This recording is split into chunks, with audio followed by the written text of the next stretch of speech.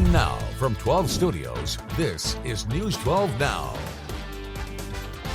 Welcome to News 12 for this Thursday, February 6th. I'm Robin Key.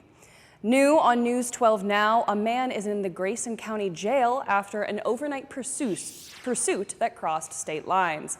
It started in Bryan County. According to the Grayson County Sheriff's Office, 24-year-old Jose Lazaro was driving south on US 75 in a white utility van. He had no lights on and was swerving. Sherman police put out spikes to pop the van's tires. Police say Lazaro bailed out of the moving van and took off running in a parking lot. Police tased him and took him into custody.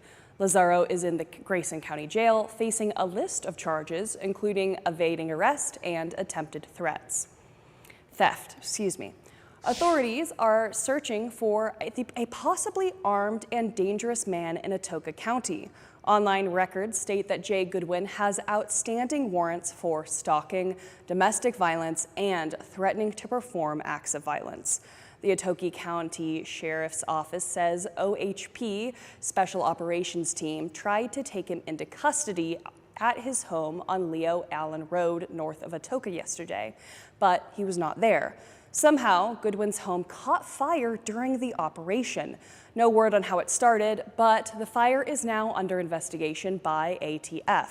The Sheriff's Office had no further comment on the incident. If you've seen Goodwin, call 911. So Brady, everything's changed kind of constantly this week. So what can people expect for this weekend? Well, for this weekend, we are going to see warmer than average temperatures. They just might differ wildly. And as far as for the actual weekend, it's going to be two different temperatures on Saturday and on Sunday. Well, starting right now, though, all the way up in Ada, once again, looks very gloomy and overcast, not a lot of sunshine, but visibility down at the surface is much better than it was yesterday. We're seeing non-perfect visibility in some spots, but for the most part, it's really just overcast skies. Now, a little further to the south near the Red River and Durant, we are seeing some cracks in the clouds, so a little sunshine's trying to get through, but really it's all about the winds because we have a stationary front that's been visiting Texoma over and over since Tuesday, and here it is once again. You can see the difference between Sulphur at 59 and that 72 right here in Sherman, and there's your stationary front right there. And the reason it is a stationary front is you're not seeing winds stronger on either side, so it kind of just locks in place as it slowly moves further south. So it is tracking south as we're going later on through the day, but coming up in just a moment, I'm going to break down its path over the next few days and what you can expect as we head into the weekend. The revitalization of downtown Sherman has been taking shape at the Grayson County Jail, but also in the square. We spoke with one of the co-owners of the Post about what history they found while redoing the former saloon and grocery store.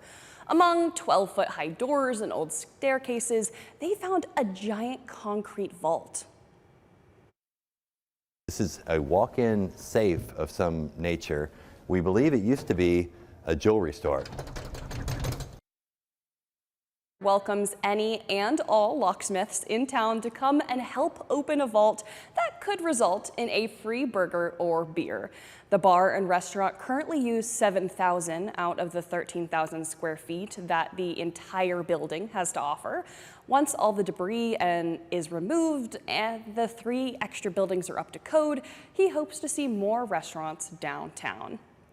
In Shoreward Shores, neighbors are working with law enforcement to make life a little safer. News 12's Talea Munson explains how. The Grayson County Sheriff's Office has formed a solid bond in Sherwood Shores. That area out there has a strong neighborhood watch program that they are growing, and so we are working with them as they do that. They're helping educate citizens because public safety is a team effort. They're taking and doing their part out there, being watchful of their neighbors, being watchful for things that are happening in the neighborhood, and then taking note of those things. Many community leaders were invited to the Sherwood Sherwood Shores Neighborhood Watch Group meeting. Residents expressed concerns about everything, from potholes to general safety. Lots of organizations all across, not just Grayson County, but the state, partner with neighborhood watch organizations or communicate or work with those neighborhood watch organizations. Building connections for communities to prosper in the safest possible surroundings. In Grayson County, Talia Munson, News 12. 7 students in Ardmore's Take 2 Academy are helping fulfill the school district's need for bus monitors. The Bus Monitor pilot program started this year as a way to offer internship opportunities for students that are struggling with attendance and need to work to contribute to their families. Responsibilities include assisting the bus driver and enforcing safety protocols. Superintendent Andy Davis says students can make up to $30 a day.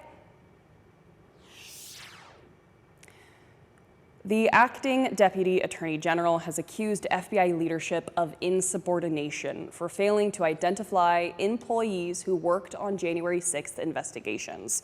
Last week, Bove instructed the FBI to detail all employees who worked on the January 6th investigations. This sparked 2 lawsuits, arguing that the release of the investigations could put FBI employees in danger. Still, the Bureau handed over employee ID numbers and job titles for more than 5,000 employees. However, it didn't include their names. On social media today, President Trump doubled down on his proposal to take ownership of Gaza and relocate the millions who live there. But he said U.S. troops would not be involved. As Chris Livesay shows us, his plan isn't sitting well with many in the Middle East, including some Israelis.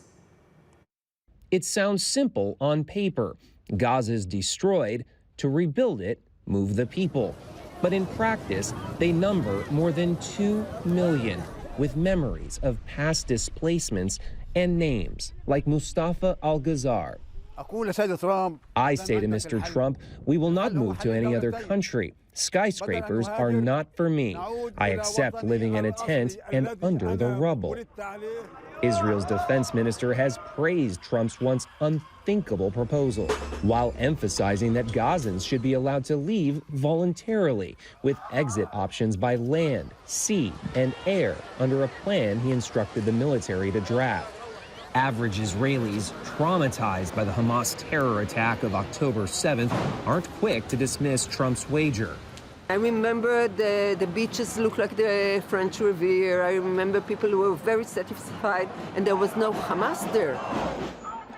Today, Hamas still holds 79 hostages there. How Trump's vision for Gaza impacts their fate and the ceasefire is a question, like many, that haunts Israelis. Like the brother and sister of Keith Siegel, an American Israeli released last weekend. But do you worry that the hostages could be forgotten amidst all of this? The hostages will not be forgotten. They won't. Can't happen. Yeah. We're not going to let it happen. The world can't let it happen. No. They won't be forgotten. They must come home. Families of hostages, like most Israelis we heard from, are torn. They credit President Trump for pushing the release of the hostages in this latest ceasefire, but worry how Hamas will respond if they think Gaza is about to be turned into a development project. Chris Livesay, CBS News, Tel Aviv. Thank you for watching today's News 12 Now. Make sure to subscribe so you find out why Texoma turns to us. You can also follow us on Instagram and Facebook, where you'll see more social media exclusive content. Want more News 12 Now? Watch us live every weekday through the KXII app on your phone or TV and through our website.